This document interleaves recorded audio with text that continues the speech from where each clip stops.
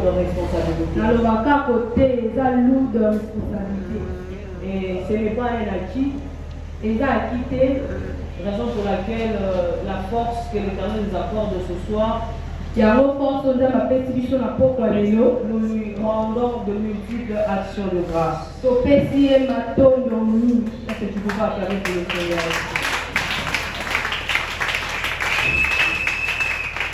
Rapidement, nous allons courir derrière le champ. Nous allons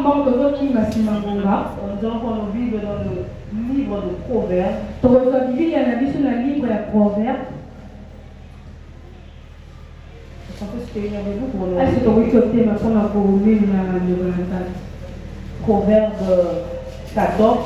Proverbe 14, le verset 1er.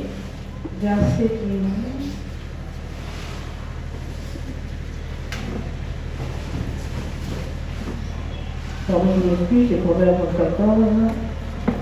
La Bible déclare, à partir du premier verset, la femme sage bâtit sa maison et la femme insensée la renverse de ses propres mains. Parole du Seigneur en restauration.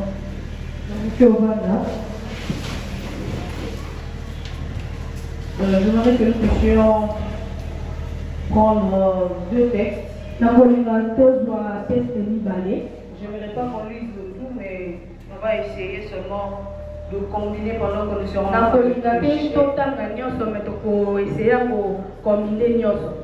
Nous allons prendre le livre de Genèse, le chapitre 16, le verset 2. Chapitre 16, verset 2. La Bible dit ceci, et Sarai dit à Abraham, voici l'Éternel m'a rendu stérile. Viens, je t'ai pris vers ma servante, peut-être aurais-je pareil des enfants. Abraham écouta la voix de Sarai. Alors Sarai, femme d'Abraham, prit Agar l'Égyptienne, sa servante, et la donna pour femme à Abraham, son mari, après qu'Abraham eut 10 années dans les pays de Canaan. Je vais prendre notre livre Matthieu. Je vais prendre Matthieu 25.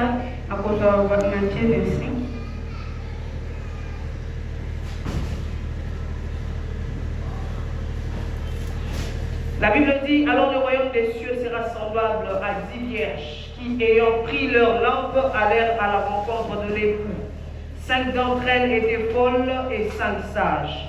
Les folles, en prenant leur lampe, ne prirent point d'huile avec elles, mais les sages prirent avec leur lampe de l'huile dans des vases. Comme le coup tardait, toutes assoupirs et s'endormirent.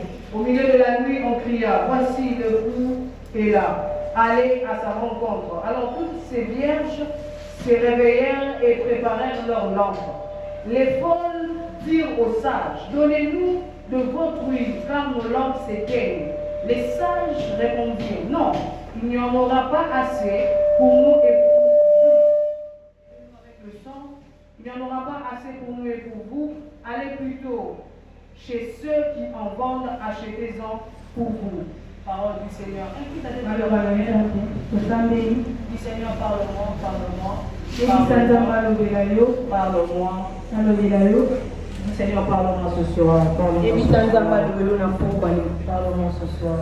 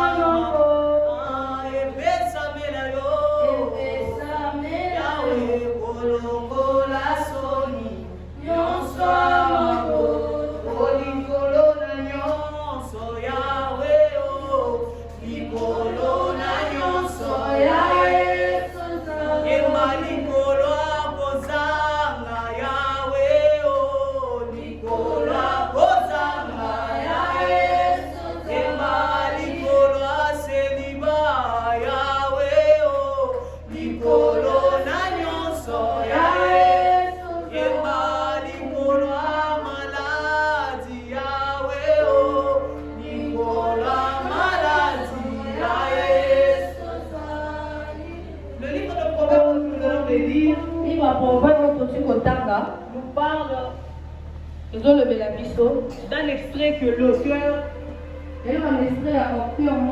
libéré avant de commencer la pensée sur la sagesse.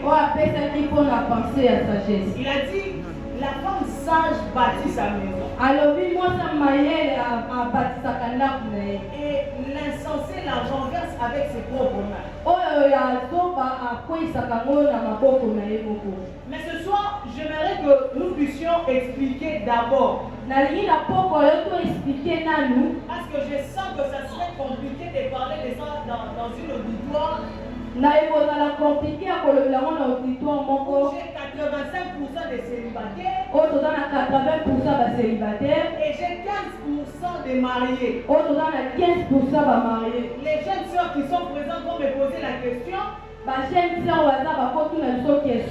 parle de la femme sage qui bâtit sa maison. Je ne suis pas mariée. Quelle est ma part dans ces thèmes? Alors je ne peux pas commencer mon message sans pour autant libérer l'esprit de ces thèmes. Alléluia. Amen. Est-ce qu'on est avec moi ce soir? Amen.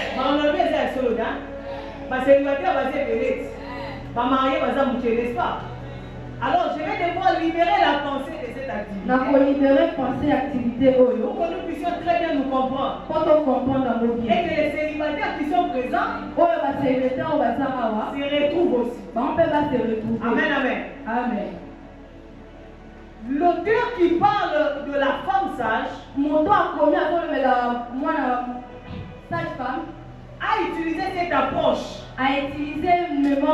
pour nous expliquer quelque chose. En fait, quand on est en train de parler d'une maison, cela ne fait pas seulement allusion à un bâtiment. Parce que quand on entend parler de maison, on se dit que c'est une édifice qu'on a élevé pour y habiter. Alléluia. Amen. Pour les femmes qui sont déjà mariées, ces femmes peuvent être d'accord avec moi que ces thèmes leur concernent directement. Parce qu'elles se retrouvent dans une maison qui, en général, charge mon misère à Amen, amen. Mais les célibataires qui sont avec moi doivent comprendre que l'auteur n'a pas dit la femme sage bâtit la maison. L'auteur n'a pas dit ça. Mais l'auteur a dit la femme sage bâtit sa maison. Alléluia. Amen. L'alliance qu'il y a. Il y a les là, il y a les ça. Alléluia. Lorsqu'on est en train de parler de ça, c'est un adjectif possessif qui nous permet à déterminer que cela m'appartient. Alléluia. Donc, en d'autres termes, s'il faudra que nous puissions expliciter le texte, nous allons prendre la femme, pas seulement comme une femme mariée, mais le dictionnaire est en train de nous dire quoi? Que la femme est juste un être opposé à l'homme. La femme est une personne adulte et nubile, c'est-à-dire qui est capable de procréer et qui est capable de se marier aussi. Alléluia.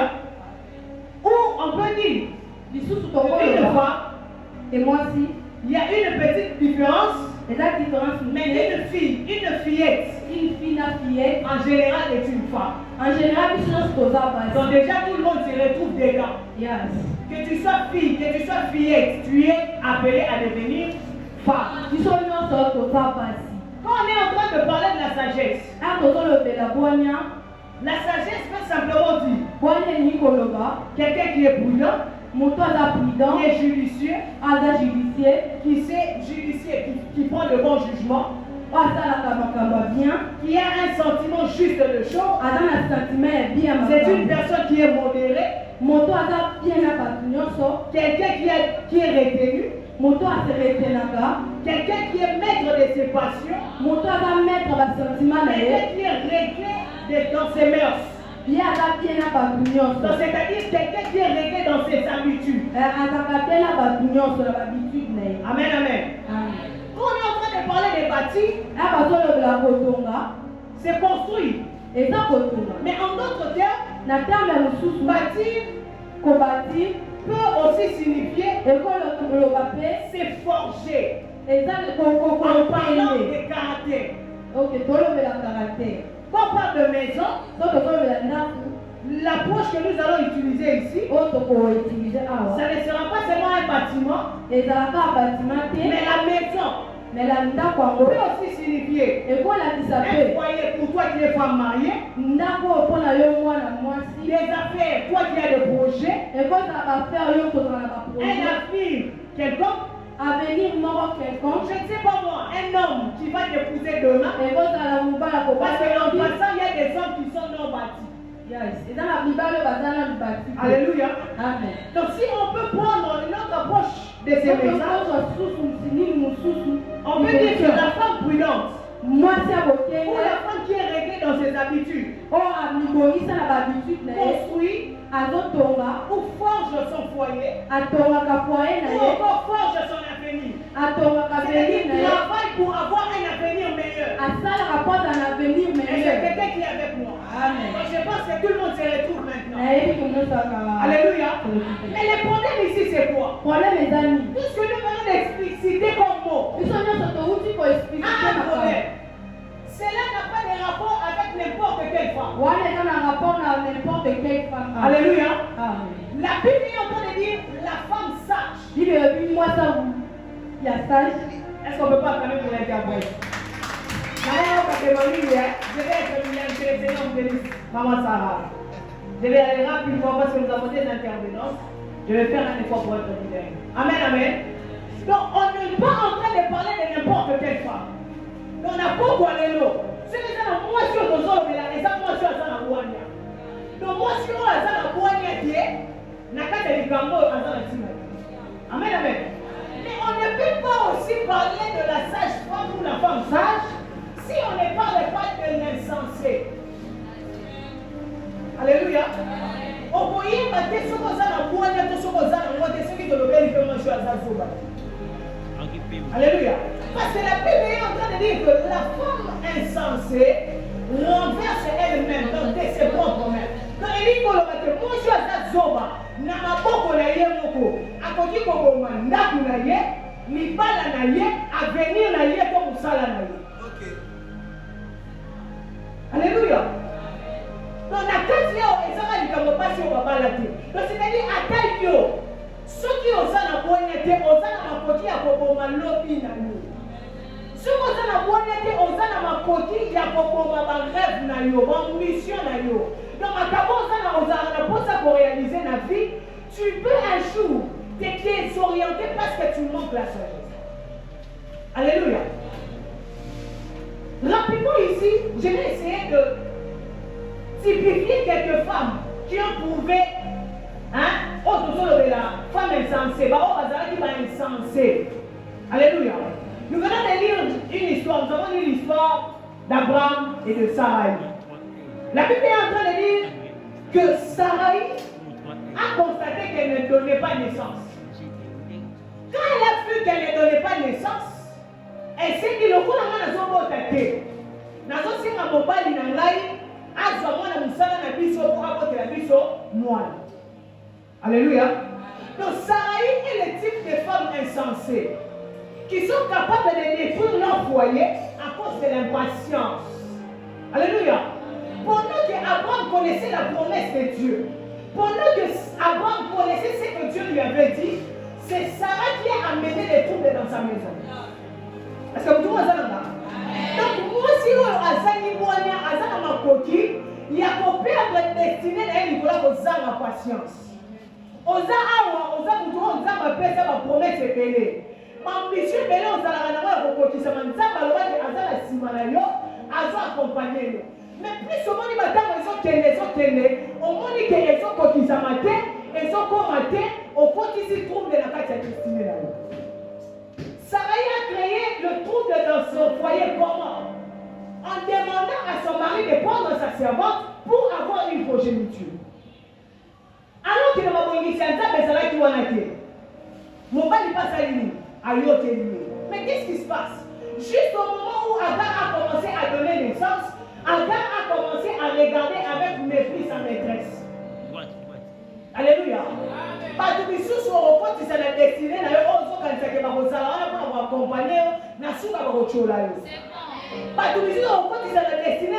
Pendant que ma rosala n'a pas, il y a des temps pour ressentir que ma rosala pèse pour les gars, on s'est caillé. Alléluia. Une femme de vision est une femme qui ne prend pas n'importe qui pour l'accompagner dans sa vision. Alléluia. Aux Anglais, tu sais qu'en toi tu as une grande vision. Tu sais que tu as des grandes ambitions. Ne prends pas tout le monde pour t'aider. Parce que pour Sarai, Agar mais il n'est pas dit que tant que donc Sarai est le genre de personne, quand les choses ne marchent pas, ne recourent pas vers Dieu, mais le genre de personnes qui recourent vers les hommes. Alléluia. Amen.